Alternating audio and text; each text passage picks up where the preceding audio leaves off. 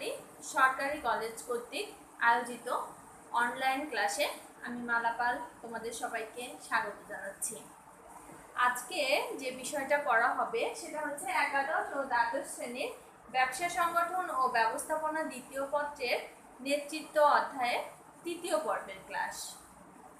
গত দুদিন ক্লাসে তোমাদের নেতৃত্ব অধ্যায়ের বেশ কিছু প্রশ্ন কিন্তু পড়ানো হয়েছে। আজকে যে বিষয়টা পড়াবো সেটা হচ্ছে নেতৃত্ব অধ্যায়ের নির্দেশনা।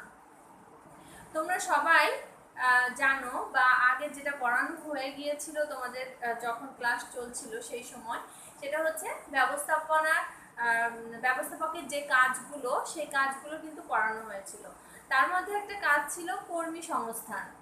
তো পর্যায়ক্রমে যখন কাজগুলো আসে তখন কর্মী সংস্থানের পরে কিন্তু পরের কাজটাই কিন্তু নির্দেশনা, অর্থাৎ কর্মী সংগ্রহ, কর্মী নির্বাচন হলো, তারপরে তো কর্মীদের কাজের নির্দেশনা দিতে হবে।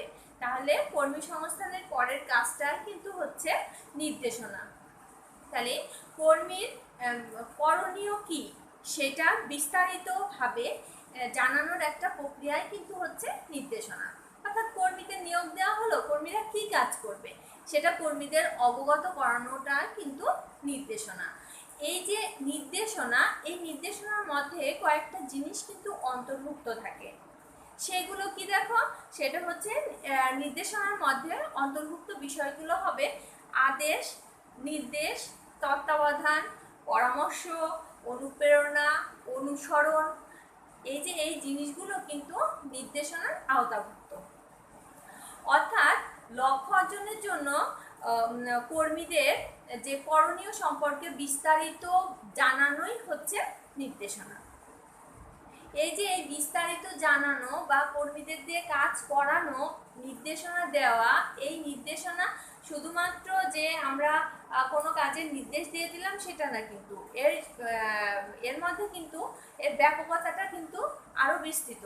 সেটা কেমন দেখো, একটা কাজের নির্দেশনা দেওয়ার সাথে সাথে বা পাশাপাশি তাকে ওই কাজের জন্য পরামর্শ দিতে হবে, আদেশ, উপদেশ। তারপরে সবসময় যে আদেশ, উপদেশ, পরামর্শ চলবে তা না, তার সাথে তাদের অনুপ্রেরণা যোগাতে হবে, সাথে সাথে তারা অনুসরণও করবে। এই সব কিছু মিলেই কিন্তু একটা পরিপূর্ণ নির্দেশনা হয়। এই নির্দেশনা প্রক্রিয়াটা সবসময় কিন্তু নিম্নগামী। অর্থাৎ তোমাদের যখন দেখো পড়িয়েছিলাম যে ব্যবস্থাপনার স্তর, মনে আছে তো? ব্যবস্থাপনার স্তর কয় প্রকার? 3 প্রকার পড়িয়েছিলাম, তাই তো? এই যে ব্যবস্থাপনার স্তরকে আমরা 3টা পর্বে ভাগ করি। একটা উচ্চ স্তর, এখানে দেখো উচ্চ, একটা মধ্য স্তর, আর তারপরে শেষটা হচ্ছে নিম্ন স্তর। তাহলে এই নির্দেশনা কিন্তু সবসময়ই নিম্নগামী, অর্থাৎ নির্দেশনা কিন্তু উচ্চ স্তর থেকে নিম্ন স্তরের দিকে ধাবিত হয়। কখনোই কিন্তু নির্দেশনা নিম্ন স্তর থেকে উচ্চ স্তরে যাবে না, সবসময়ই নির্দেশনা উচ্চ স্তর থেকে নিম্ন স্তরের দিকে ধাবমান হবে। অর্থাৎ উচ্চ স্তর থেকে নির্দেশনা আসবে এবং নিম্ন স্তরে যারা কর্মরত থাকবেন তারা ওই নির্দেশ অনুযায়ী কাজটা সম্পাদনের চেষ্টা করবেন। এই কাজটা সম্পাদন করতে যে উচ্চ স্তরের কাছ থেকে পরামর্শ পাবেন, নির্দেশনা পাবেন, সাথে সাথে অনুপ্রেরণা যোগাবেন, তত্ত্বাবধানের কাজটা হবে, আদেশ, উপদেশ সবই এর সাথে সংশ্লিষ্ট হবে। এবার দেখো, এই যে নির্দেশনা, এটা কিন্তু প্রশাসনের হৃৎপিণ্ড স্বরূপ। হৃৎপিণ্ড কেন বলা হচ্ছে সেটা দেখো, সেটা হচ্ছে যে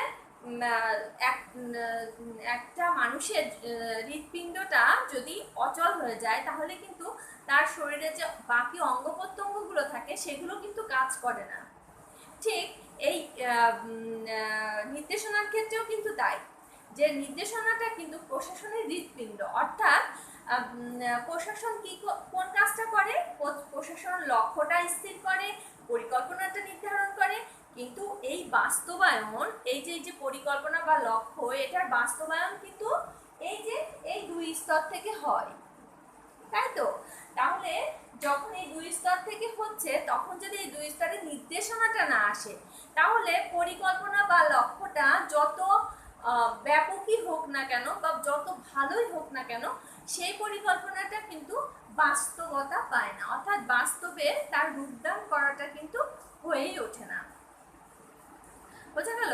তাহলে নির্দেশনা ভিতর বা নির্দেশনা কাকে বলে, সেটা হবে এরকম যে উচ্চ স্তর থেকে আদেশ, উপদেশ, তত্ত্বাবধান, পরামর্শ, অনুপ্রেরণা, অনুসরণ, এইগুলোর মাধ্যমে যখন কর্মীদের কোনো কাজ করতে তাদেরকে উদ্বুদ্ধ করা হয়, তখন তাকে বলা হবে নির্দেশনা।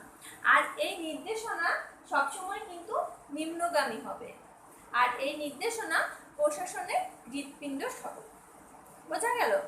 এবার দেখো, শুধু যে নির্দেশনা একটা দিয়ে দিলাম আর মধ্যস্তর বা নিম্ন স্তরের কর্মকর্তারা কাজের মাধ্যমে সেটা বাস্তবায়ন করলো, তা না। কিন্তু একটা নির্দেশনাকে উত্তম নির্দেশনা হতে গেলে তার মধ্যে কিন্তু বেশ কিছু গুণ থাকতে হবে, গুণ বা বৈশিষ্ট্য।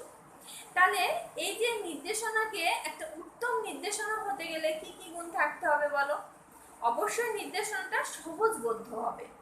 সহজবোধ্য হবে কেন? দেখো, যে আমরা সবাই জানি যে এই যে নিম্ন স্তরের কর্মরত যারা থাকবেন তারা কিন্তু এই নির্দেশনাটা বাস্তবায়ন করবেন। এখন এই বাস্তবায়ন করতে যেয়ে যদি এই নিম্ন স্তরের কর্মরত কর্মীরা নির্দেশনাটা বুঝতেই না পারে, তাহলে কিন্তু তাদের বাস্তবায়ন করাটা অনেক বেশি কঠিন হয়ে যাবে। সেজন্য যখন উচ্চস্তর থেকে নির্দেশনা আসবে, সেই নির্দেশনাটাকে অবশ্যই কিন্তু সহজবোধ্য হতে হবে, এবং এই সহজবোধ্যতার পাশাপাশি এই নির্দেশনা কিন্তু গ্রহণযোগ্যও হতে হবে। অর্থাৎ এই নির্দেশনা যারা বাস্তবায়ন করবে তাদের কাছে এই নির্দেশনা কতটা গ্রহণযোগ্যতা পেল, তার উপরে কিন্তু কাজের সফলতা এবং বিফলতা দুইই নির্ভর করে। অর্থাৎ নিম্ন স্তরের কর্মকর্তারা যদি এই কাজটাকে সুন্দরভাবে গ্রহণ করতে পারেন, তাহলে কিন্তু লক্ষ্য অর্জন বা পরিকল্পনাটা বাস্তবায়ন করা উচ্চ স্তরের জন্য অনেক বেশি সহজ হয়ে যায়।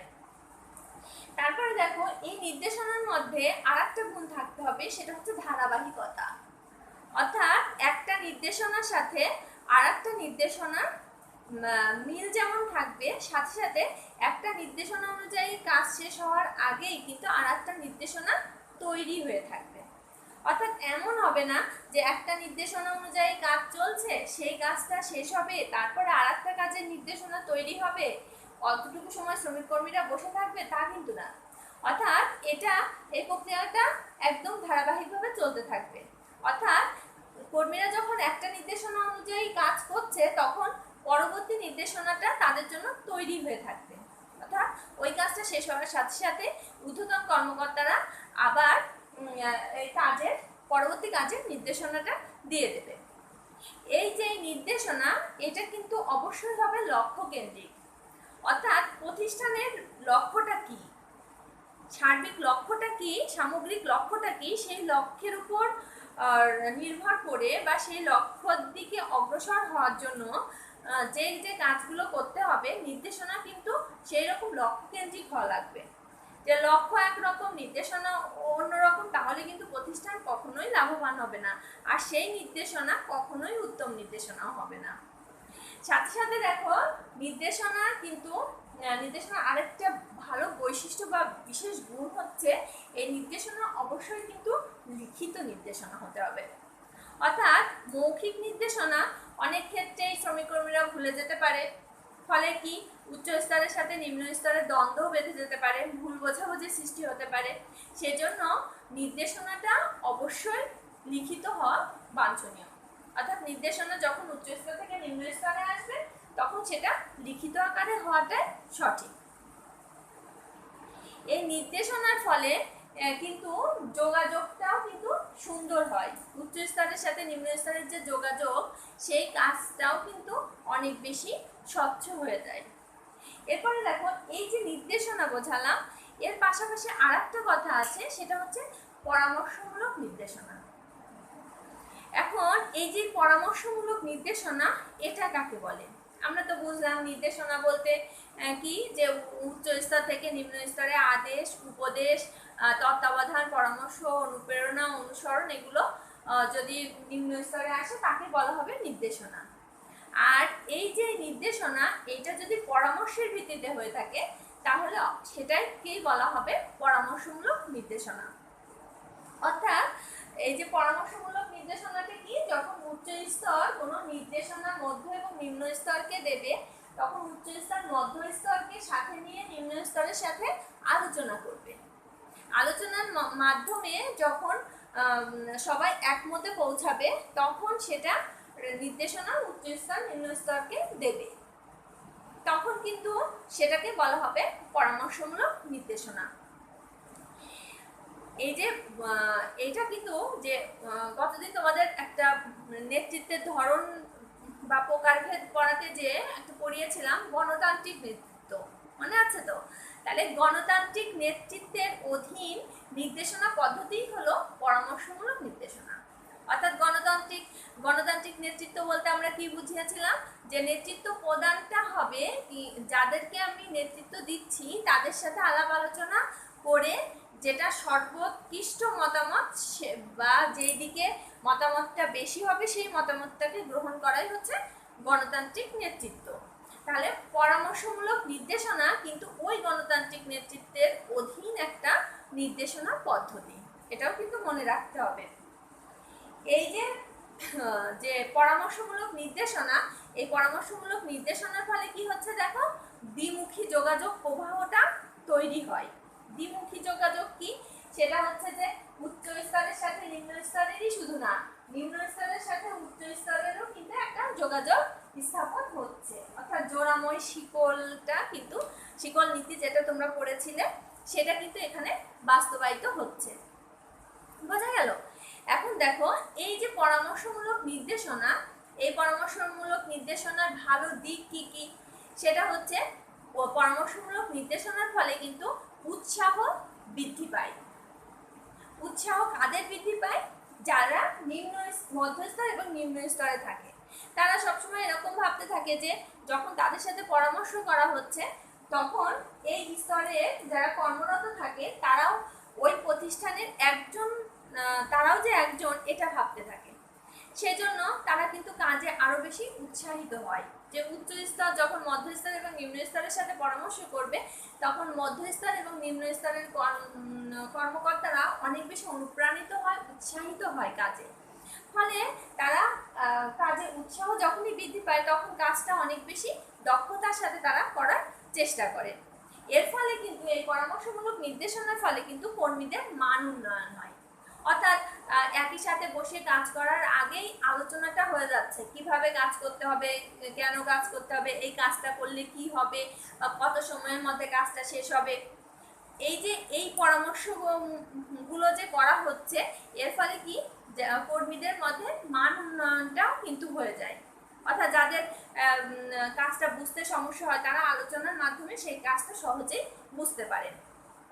ফলে এখানে গণতান্ত্রিকতা প্রতিষ্ঠিত হয়, অর্থাৎ গণতন্ত্র প্রতিষ্ঠা পায়।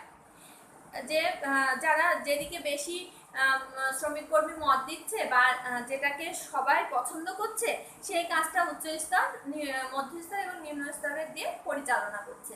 ফলে কি হচ্ছে দেখো, এখানে গণতন্ত্রটা প্রতিষ্ঠিত হচ্ছে। এর ফলে কি হয়, উৎপাদনও কিন্তু বৃদ্ধি পায়।